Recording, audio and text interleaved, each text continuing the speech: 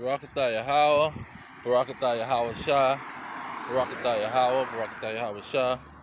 All praises to Yahweh, Bahashem Yahweh Shah, Bahashem Kadash. Yahweh be in the name of the Heavenly Father. Yahweh Shah be in the name of His only begotten Son, who they ignorantly call Jesus Christ.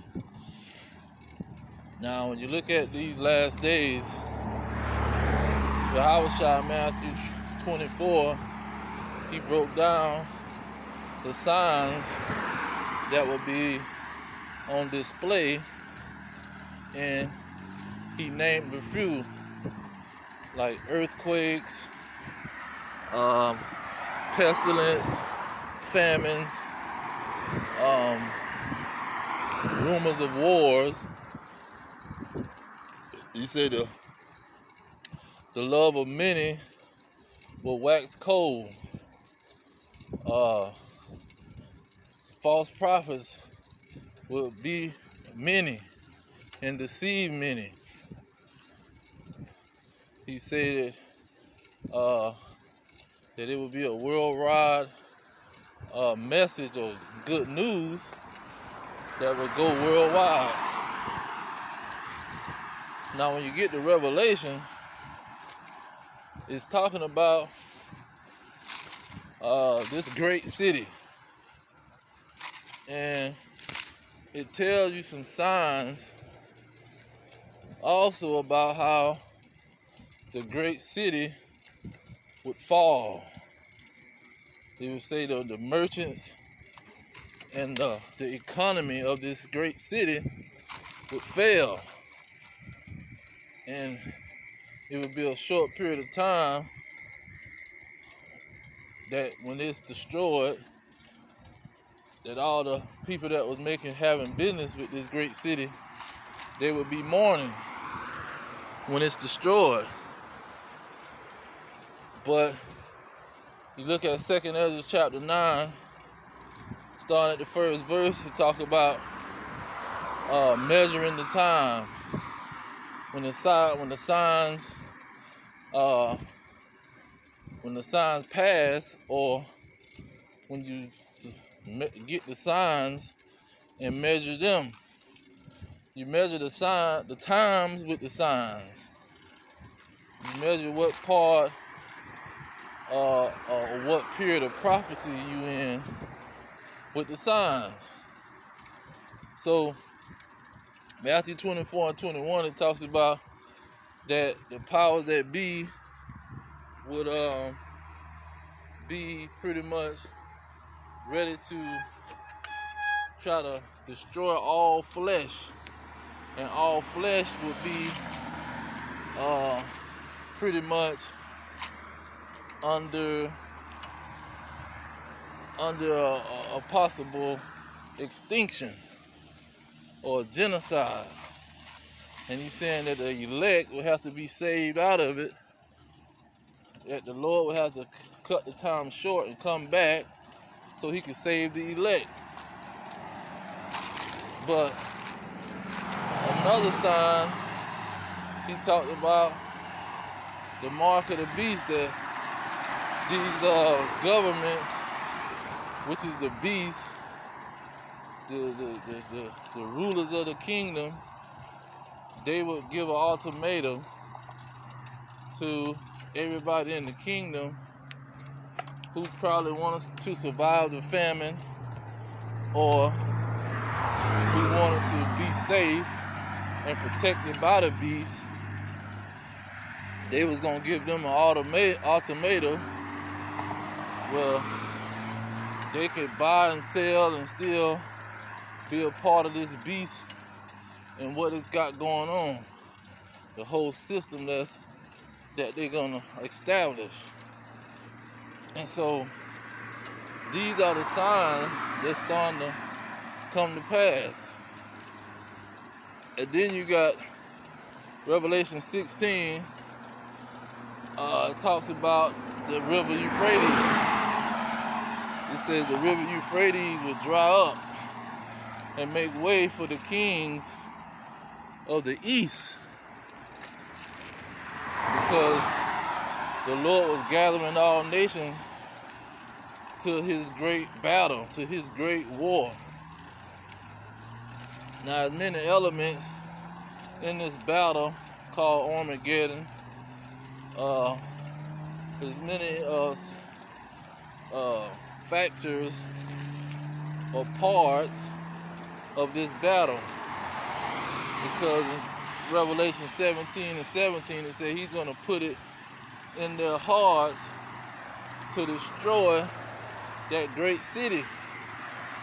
And that great city, when it's destroyed, that's going to be either in the midst of this great battle, or that's going to start the great battle off. And so we are right at that time where you see uproars of the people, like 2nd Ezra 9 says, uproars of the people and the earthquakes. The earthquakes went from 2009, they had 20 earthquakes in a span of a year. And there was major earthquakes in the mix of that. But now, in 2022, it's been topped. It's been 3,000 earthquakes in one day. See, 3,000 earthquakes in a short period of time. See, it's getting to the point where those signs are getting worse. Just like he said, it would be like birth pain, like a woman in travail, a woman that's pregnant and about to have a baby. The signs get worse. The pestilence get worse. You got the corona, the monkeypox. The famine get worse. You got the prices going up due to inflation. You see, you got a lot of things getting worse as time go. And so this is how we know that the Lord is finna visit the earth that he made. And so when you look at another major sign, 2 Thessalonians, the 2nd chapter, starting at the 3rd verse, it said, let no man deceive you by any means. And it say, the man of sin and the son of destruction, they had to be revealed before that day come, before that battle and that Armageddon come. The man of sin, the son of destruction, that wicked, got to be revealed. And so it's a major revealing going on, where for ages it was hid, like Colossians, the 1st chapter, around about the 26th verse. It talks about the mystery was hid, and this was a major mystery of who is the man of sin and who is the son of destruction. Now they try to, the Christianity churches try to say it's the beast in Revelation, and the beast is some kind of antichrist, which it is antichrist, but it's a nation. That beast goes back to a nation, and that beast is a man of sin. The antichrist goes back to a nation, a ruling nation. So you got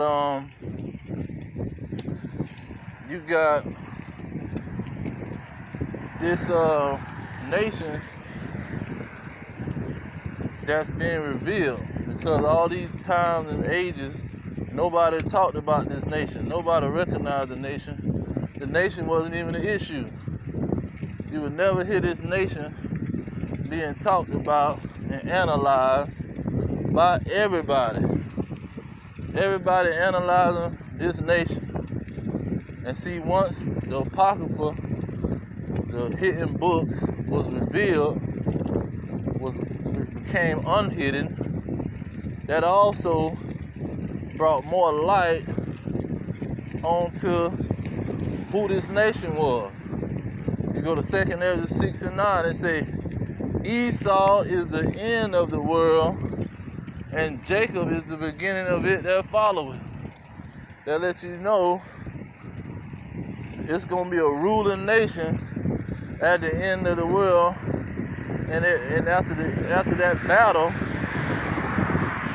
that ends the world, it's going to be the Israelites as a nation ruling. You see, one nation would be ruling at the end, and then another nation would take over. Jacob is the beginning of it that followeth. So that's one of the greatest signs that's so clear, and that lets you know you are close to the end. And it say in 2 Thessalonians, the 2nd chapter, around about the 8th or 9th verse, it talks about the Lord will reveal that wicked, and he will destroy them with the spirit of his mouth. Meaning through these scriptures gonna start coming out and start lining up who this nation was. When you look at Alexander the Great or Alexander the Greek, they are easily identified. He got statues and paintings all over the place. The Greeks was easily identified. You see, they were so-called white peoples. This is what people wanted a nickname: Caucasian, European, Greeks, Romans. You see, they was under these false identities, or they was under these names that wasn't biblical. See, they didn't go, none of these names are biblical names. They inserted these names into the scriptures.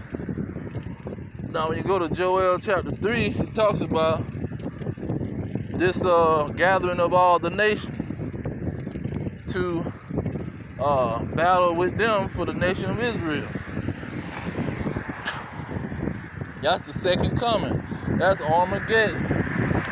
You see? And they say the Israelites will be sold for wine. We know that the wine that they were sold for is the wine that everybody's drinking, the liquor, the rum that was, how would you say, it was developed in California, developed in Antigua, Barbados, Jamaica, all these Caribbean islands. And he said it would sell a girl for wine. So the girls was helping pick sugar cane and making molasses and sugar and syrup, and they created the rum and these wines that people drinking. The Northern Kingdom, the Native Americans, they was in California helping them pick these grapes to make another kind of wine. See, the Israelites was in slavery and they was producing wine. Then it say that Judah and Jerusalem will be sold to the Grecians. So now it tells you who these individuals are, the Greeks. And then in Joel 3 and 19, it gives you the biblical nationality of the Greeks. It says, Egypt shall be a desolation, and Edom shall be a desolate wilderness. See, the nation of Edom was the one that was selling the Israelites, between the Africans and the Arabs being a part of it. They were selling the Israelites to the nation of Edom, which was the children of Esau, who was going to be ruling the world in the last days, in the end of the world. And like Malachi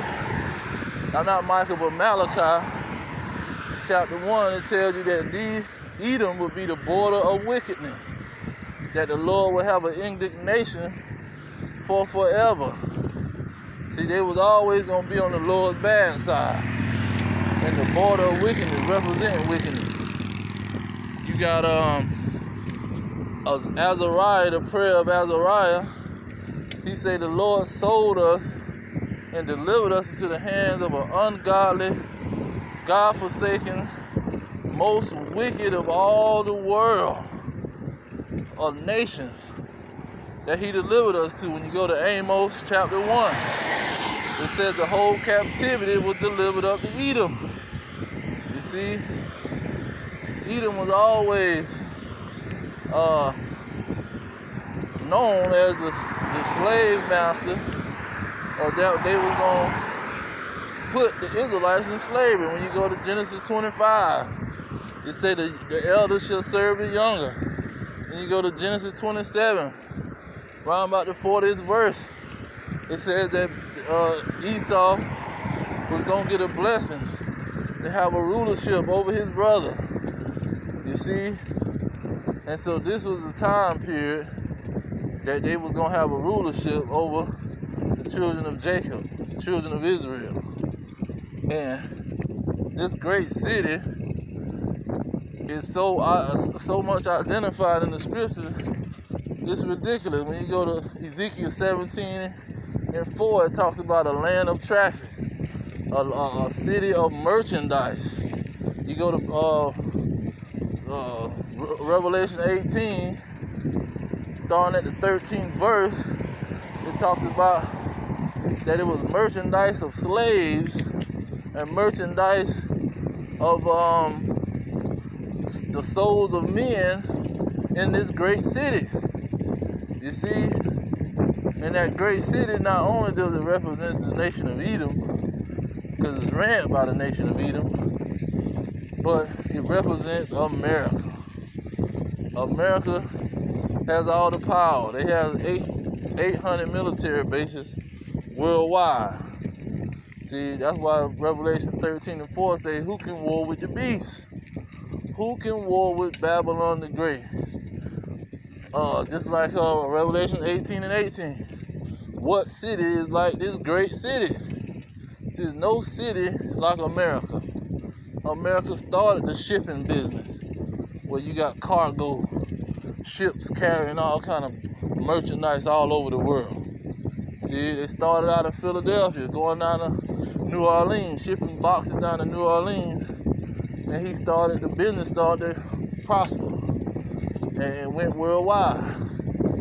You got them selling cars. The cars were started by the so-called Israelites. That's why Jeremiah 51:19 say Jacob is the former of all things. He created the car. It was called the Patterson Car Company, because he was working as a slave, as a blacksmith for these dragons, and he started making carriages, and from making carriages, he developed a car. He come up with the concept of a car, because you got tires, see, you got places to sit down, and he was a blacksmith, and he found out a way to have it turn into a car, because he knew how steel and he knew how to deal with stuff being a blacksmith. So he had General Gerald Ford. He come along, and he steal the man invention and make it big time, because he's dealing with the blessing of Esau. So now, this thing is a worldwide situation. Everybody driving a car, a motor vehicle. You see, and these dragons don't try to get a credit to somebody else. But this man was developing this car in the 1800s, around about the 1860s, 70s or something. He was developing this car. And so that's another part of that great city, where it says they would have merchandise of chariots and horses. See, back then they didn't have a word for a car. They didn't have a word for a vehicle. They called them chariots. So Revelation 18:13, that was right before he said it was slaves. He brought out the chariots, because like I think it's Isaiah 31, it talks about these Egyptians, which Edom is these spiritual Egyptians. That's why Joel 3:19, it said that Edom would be a desolation after it said Egypt would be a desolation, because Edom is spiritually Pharaoh and the Egyptians, because they got the Israelites in slavery or in captivity, serving them. And then you got Revelations 11:8. It says this great city is spiritually Egypt. You see, it's too clear and plain. But this is how we know we at the end, because all of this is being revealed. That's why Amos, the 3rd chapter, verse 7 says, the Lord will do nothing unless he reveal his secrets to his servants, the prophets. See, the prophets got the secrets now, and it's clear to the prophets. Acts 2:17 talks about the Spirit, his Spirit been poured out on the sons and the daughters of Israel. You get to the 21st verse, or the 22nd verse, it says, ye men of Israel, hear these words. See, Peter was telling them, the men of Israel, your sons and your daughters was going to prophesy, know the prophecy in the last days. And this is how we know Babylon the Great is on its way out. It's pretty much finished, because that 2 Thessalonians, the 2nd chapter, let it be known that it's going to be a great revealing of these red dragons. Jeremiah 49:10. I will make Esau bare, he shall not be able to hide himself. I'm going to uncover his secret places. See? And this is what the Most High have done in these last days. And that lets you know Babylon the Great is finished.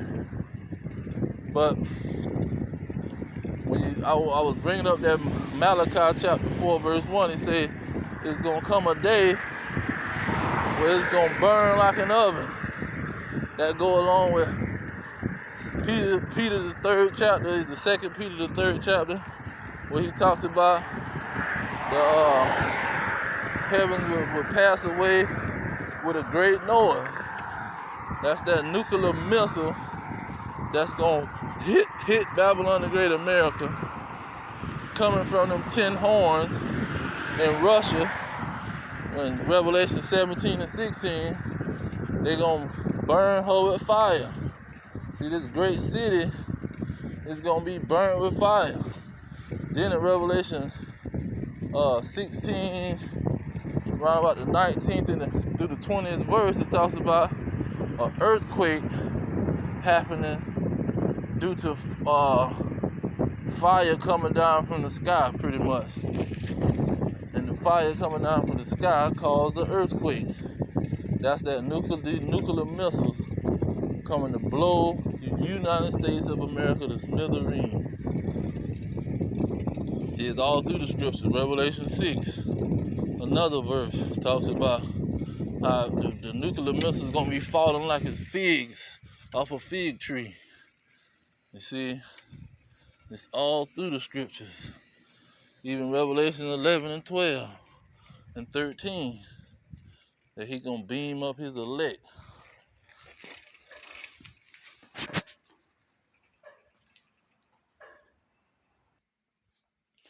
And also, before I close out, you got Revelation 15 and 2, talks about how the elect would be standing on a sea of glass mingled with fire.